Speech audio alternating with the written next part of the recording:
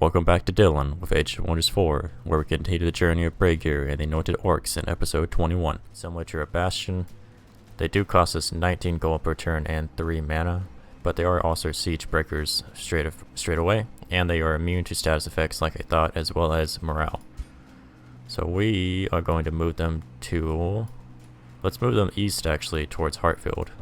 We have plenty of forces in the west at the moment, we don't need to worry about them. Mulgrave can annex another province. Let's think about what we'd like to get them. I think the simplest choice here is to go ahead and get the Forester, because after that they're going to be forced to spread to the waters, and I haven't yet cleared the waters of enemy units. So I can't get this Oyster Reef, for instance. I can't get that fish because the fish is blocked by those Krakens, and we don't need anything else to boost any of the provinces. And we can't really get more provinces that aren't fisheries to boost more buildings in Mulgrave, which is unfortunate, but we'll just have to accept that. And now that we have 2 Archon Blood, we really want to consider selling that to Mashara if she would like to buy it. There's a good chance that she already has Archon Blood though. Looks like she does not, maybe. Yeah, she'll take the Archon Blood for 263 gold, I would take that trade. Now that we have 385 Imperium, we want to think about what kind of Empire skills that we'd like to grab. I definitely like to get teleporters so that we can start teleporting around the map here pretty soon. We can also build outposts and then build teleporters connected to those outposts. Siege projects is not a bad idea. Forced march is sometimes useful. Forced march is of course less useful if you have a teleporter to connect to another teleporter near the front.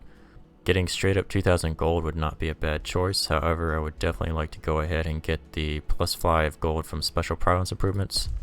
That gave us another 20 gold per turn, which is not a huge deal, but it is something. And then I think what I want to do is I want to save up for teleporter infrastructure and potentially Right of Wealth. We're 4 turns away from getting Sword Tenders, doubling our farm's base output of food as well. We'll go ahead and build 1 more Zephyr Archer to help bolster the Western Army. We may also build some Zephyr Archers for the Eastern Army. I'm kind of planning here that what I'm going to do is I'm going to fight Gloom. At the same time, I might build an army to sail south across the ocean towards this Shadow Elf down here. We don't have any justifications against Warlock yet, but we can always fabricate justifications. And if we can get down to the Justified Wars under the Order, we can get 20 grievances against players within an opposing alignment, which will also justify our wars against them. That's 6 turns away. We'll probably get that well in time to start the war against the Shadow Elves. Warlock is going to get murdered. We're going to sweep through Gloom. Probably sweep south into the Cat People and kind of pincer the army. 1 army west, 1 army east, and then murder anybody else that gets in our way. Truly, we are beginning the crusade. Orcslight is actually becoming so large that I think that I want to slow down its growth. There's going to come a point where getting more provinces just isn't going to make sense, because we're leaving a lot of these provinces for Astad as well, although we could build some more Forester provinces. So what I'm going to do is I'm going to hurry production on the academy, finish that up, and I'm going to start building a sanctuary for mana income, and it also functions as a spell chamber. We'll go ahead and construct that on that northern farm up here. So we're going to lose some food income, but we're still going to be growing incredibly quickly. I could turn off Awakened Tools in Orcslight. That would reduce our production and draft, but give us 10 extra city stability, which would put us into harmony, but that would only give us plus 5% production and draft in comparison to what we already have. So I think Awakened Tools is better than increasing our city stability to another tier, so we're going to leave it alone. We are going to cast Faithful Whispers onto Heartfang to increase their allegiance with us faster so that we can get their incomes quicker. I'm going to go ahead and also summon some Copper Golems for the Eastern Army to help reinforce them. I might as well, honestly. We've got so much mana, it's incredible. Let's go ahead and summon 1 more. We'll start working on that. That'll be done next turn. I kind of suspected this might happen. Heartfield has decided to respond to our invading force with their own force. They have a bunch of garbage scouts and tier 1 units with some very basic bannermen and defenders. We are going to auto-resolve this and probably crush them with no losses whatsoever. Yes, the Copper Golem took a little bit of damage, but that's completely fine. We churn out a bunch of mana. That's what the Copper Golems are for. And we got ourselves an upgrade for one of our heroes. Cora gained a level. I'd like to give her Frost Evoker. Frost Evoker is pretty good for a decent chance of inflicting Frozen on the enemies. Having a bunch of choices of your mage units is always a nice thing to pick the best magic damage to attack a weakness of the enemies as well. We're going to march forward into Heartfield and we're going to begin the siege. Let's begin.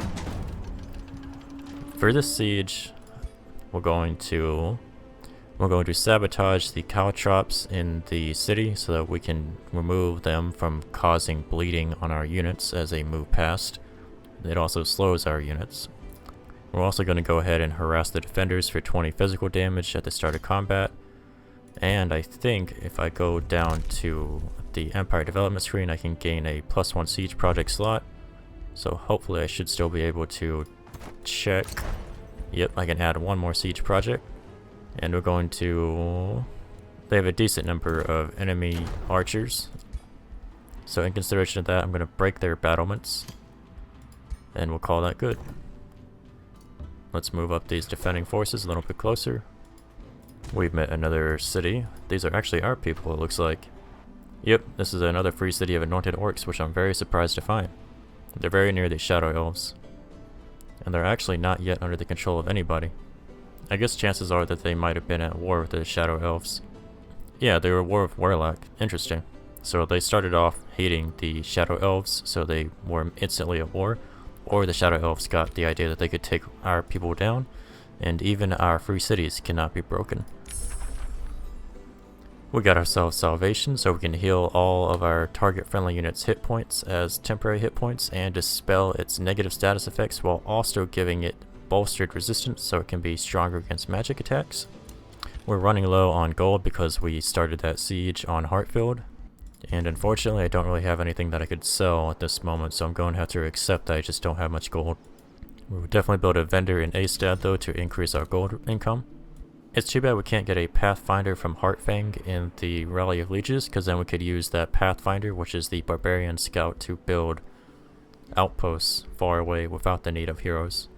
And in any case, we can't afford any rallies at the moment. We constantly need more gold.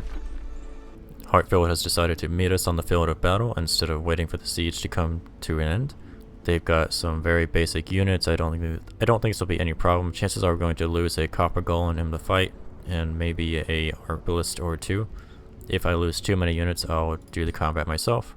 Oh wow, we lost a lot of units in that fight. I will do this myself. However, I don't feel any need to actually show you the fight. Alright, that fight was not super easy, but overall pretty easy. They did do some good damage to us. They had some pretty effective heroes. And their ranged units did some work as well. Not a whole lot of work, but the heroes were the biggest problem. But we took care of Heartfield's army. We should be able to bring them down very shortly. We're going to auto-resolve this Kinslyar battle. They've only got some damaged warlocks, a white witch, a lesser storm spirit, and a outrider. Should be a super easy fight. And indeed it is. Let's begin vassalizing this conquered city. Oh, hello, we've met another evil civilization. We've met Necron, the Risen. This is yet another Necromancer.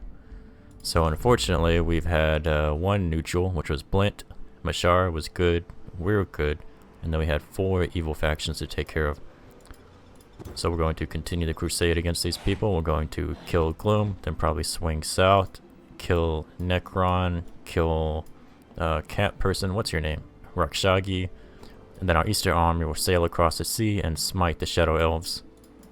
We could actually use some healing on our eastern armies, so I'm going to cast some spells on them to make sure that they do not get in trouble.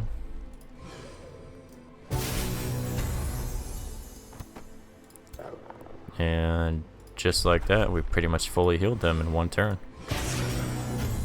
We had 1 army heal ready to go, then we could cast 2 army heals per turn, and our armies are almost completely back to fighting order.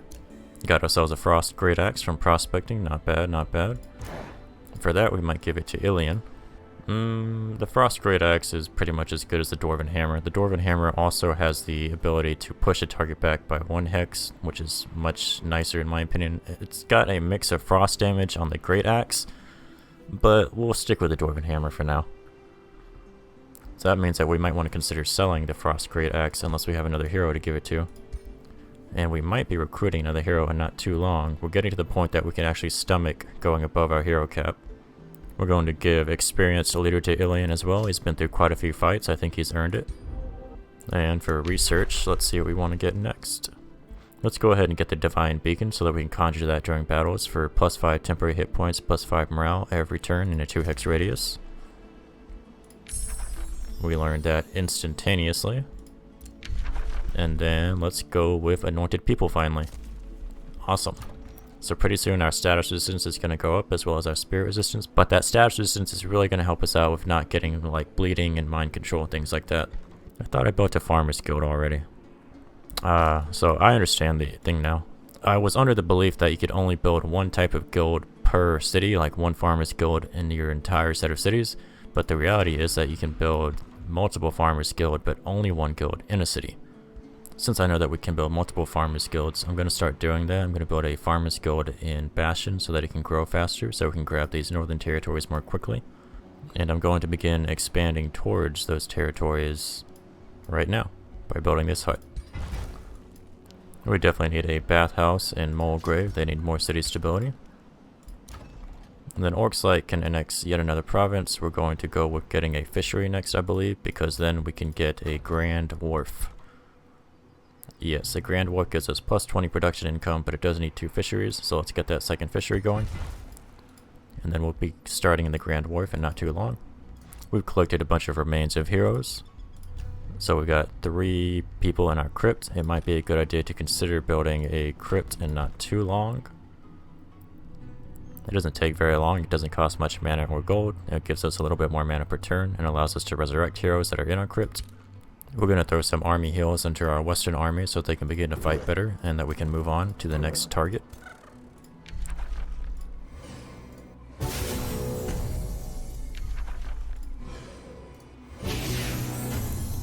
Alright, they're in much better fighting shape, so we can move on. We can leave the reinforcement stack to guard Kinslyar while we vassalize it. Got ourselves a Ring of the Vicious Killer from prospecting near the Shadow Elves. We've got plenty more prospects to do near them. So this gives us double morale penalties when killing an enemy. But I like Ring of the Inspired Killer for Braegear. We may consider putting that on some of our other heroes. Now we've got a ton of prospects to do behind Necron. We've got some heavy armor greaves, that'd be very good. Maybe something to give to Ilian actually. But Ilian does pride himself on being able to run into the enemy, so maybe not the best choice. And unfortunately, giving the Iron Greaves to anybody else removes the mount that they have.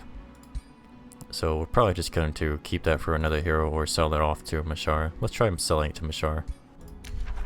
She'll give us 176 gold, I'll take that trade. We got a call to war from Mashar against Necron as well. Interesting. That puts our scout at a little bit of risk over here. We may have to just accept that and go with it. Let's start work on a Grand Mill in Astad to increase its population growth faster. Orcslight is going to begin that Grand Wharf that I was talking about. We will be doing a Monolith after that most likely. It's time to answer Mashar's call to war against Necron, so we're going to accept that. That gives us justification to attack Necron. And without us, Mashar would actually be in a little bit of danger. She did lose that Sunrise City to Gloom after all. We reset the deployment to the Orcslight City Center, and we're going to begin building more Zephyr Archers there. And we're really going to consider recruiting another hero here pretty soon. Alright, Kinslyar is now our vassal, so they're giving us more gold per turn. Let's see exactly what they're giving us. They're giving us 12 knowledge, 4 mana, and 16 gold per turn. Fantastic. Their allegiance with us is decreasing at the moment, so we probably want to give them a Whispering Stone. Let's pull the Whispering Stone out of Mulgrave. I'm not as concerned with Mulgrave stability as I am with Orcslight stability. We'll give the Whispering Stone to Kinslyar. And we're also going to cast Faithful Whispers to increase our allegiance growth with Kinslyar. We're going to grab Sorrel Tenders for that +5 food per farm. And we're going to grab Teleporters here, since we need to start building Teleporters in not too long.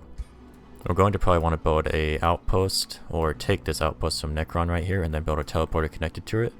And then build maybe a teleporter just north of Orcslight right here in this forest, so we can teleport from Orcslight to the front here, and then crush the Necrons and the cat people.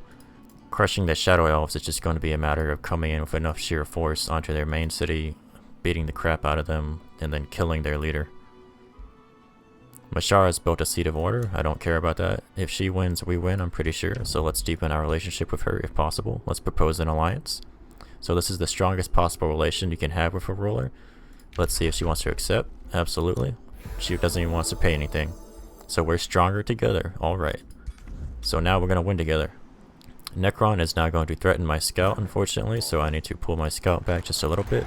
But I am going to be greedy. I'm going to prospect just a little bit more right here. And then probably run my scout underground to see what's there. Sweet, we got a spider hatchling bell. I love getting summons. So the spider hatchling bell, I'm going to give it to Braegear. He doesn't need these poison darts. I have basically never used the poison darts. Let's give him the bell. So now he has a summon. Let's give the poison darts to Runa. She is a mage. She can make use of them. Although maybe Cora would like to make use of it. Cora has plenty of other abilities to make use of. Honestly, the odds of me using the poison darts is not super high, but that's okay. It's always good to have the option. Our iron golems have arrived to the eastern front. We're going to take Heartfield in 2 turns once we break the walls down. Our Zephyr archers have almost arrived to reinforce the western army, but they're really not going to need it. What we're going to do is we're going to march our western army as hard as we can towards Dim Terror. And then we're going to break them. Golem is going to feel absolutely required to defend her throne city. Look how many mountains I'm able to prospect here. I've gotten 1, 2, 3, I can get 4, 5, 6, 7, maybe even 8 prospects from this area. We can annex another province to Astad. I really want to get that mana rolling up there in the north, but I also want to grow the city faster, so it's kind of hard to tell. Let's get the gold return from the mine. I think that's the best choice in this instance. I can pour some Imperium into the city if I really want to make it grow faster. Better yet, let's hurry production on the Grand Mill so that we can increase our food production. We're going to grow in 3 turns now. Let's go ahead and let's probably pour a little bit of Imperium into Astad, unless there's something I'd really like to get out here. Now, I want to supercharge Astad's growth. Most of what I want has been acquired. There's a couple things I could get, like the Right of Wealth for plus 2,000 gold. That'd be very nice, but I'm willing to wait just a little while. I want Astad to grow quickly, and we need some farms in Astad. So let's grab a farm right here. And now we're growing in 5 turns to the next population. I'd like to start work on the estate hall, but instead of that, what I'm going to do is I'm going to work on the stonemason. That's going to be done in 4 turns, or you might want to boost our population growth again so that we can get a second farm to boost the stonemason. We now have a tranquility pool that we can sell. Let's see if Mashara wants to buy that. Nah, she already has a tranquility pool, it seems. That's too bad. Everyone else we hate. Everyone else is evil. Gloom's got some forces massed in Lothek, but she is now beginning to move those forces back to her throne city now that she should be able to see our army right here. She's going to feel threatened very soon. And she should feel threatened. Friends on the other side. During the siege of Heartfield, your hero Ilian Ironheart receives a hastily written note that was tied to a rock and thrown over the wall. We share no love for Heartfield or Duchess Terran Salvatus. We'll help from within for safety and gold. Deliver answer and reward at midnight and it will be done. So we have potential allies here. We can damage Heartfield's fortification health by 6 for 381 gold. That is not worth it whatsoever. We're going to wait. The walls will fall soon enough. They have a dark forge here. Nice. That's a dark culture special province improvement. We do need to keep an eye out for whether or not they have a spell jammer up here, but it does not look like it. They've gone hard for research posts, which is entirely understandable. Yeah, I don't know why I would pay that gold, since I'm going to break the walls in 1 turn in Heartfield anyway. That would be pointless to waste 381 gold on that. Maybe it would break this turn, but that's not worth it at all. Oh yeah, we got some provinces down here to prospect. That's very nice. And an altar of the ancients. Interesting. Got ourselves an Arcfire Orb. We might want to give that to Cora. Yeah, let's replace Cora's Satirical Orb with an Arcfire Orb. I think that would be a better choice. Satirical Orb does an average of 30 damage. It does have a chance of inflicting despair, but Arcfire does straight up more damage on average. We finished Anointed People. Let's see what we want to get next here in a second. Oh, we have another tomb that we can select. Well, let's see. So there's some really great choices in the tier 3 tombs. I like the idea of Final Ultimatum to give a 90% base chance of permanently mind controlling a routing unit, as well as Intimidating Aura for our melee units, and the Tyrant Knights are pretty good as well. Subjugating Raid is also nice to steal population from cities. However, Tomb of Vigor is very nice because of super growth we can give our target race. I'm really glad that you enjoyed the video so much that you reached the end. Since you made it here, why not leave a like, since it helps the video and the channel reach a wider audience that enjoy this kind of content. And I'd like to hear any opinions you have about the video or my moves in the comments below. If you'd like to see more, you can always subscribe, and Breaker and I will see you in episode 22.